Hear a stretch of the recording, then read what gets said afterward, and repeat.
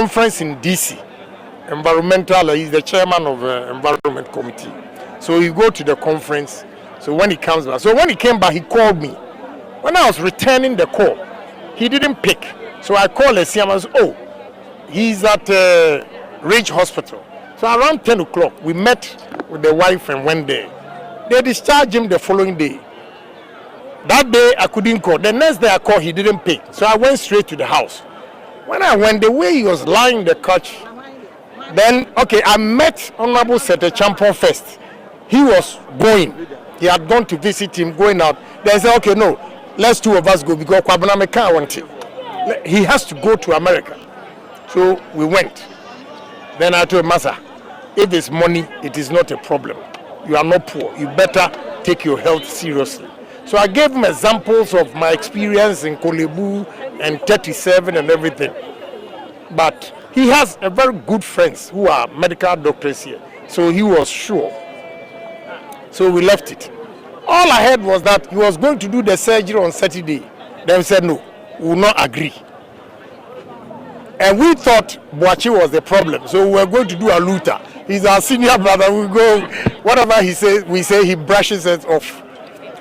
Then he said he was leaving it to Kwabena because he is not in the medical field.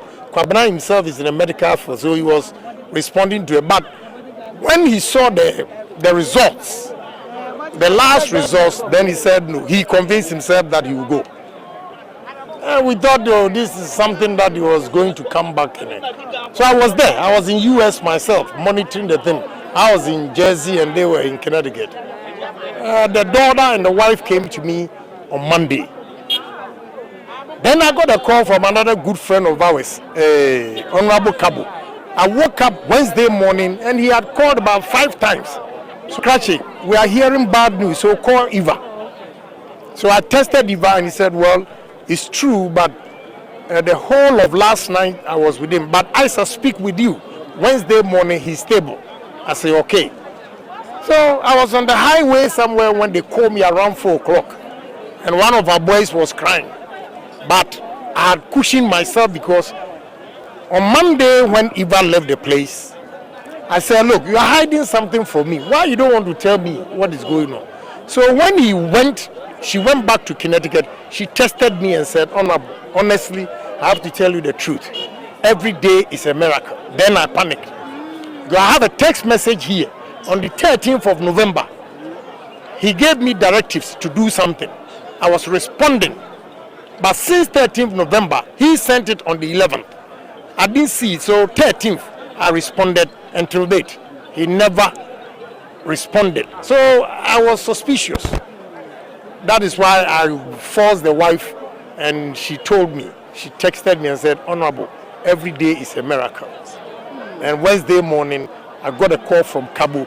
He in Ghana rather had the, so I didn't believe it. Because I was speaking to her on Tuesday too. And he said, okay, if you don't believe me, let me read the text message from the wife.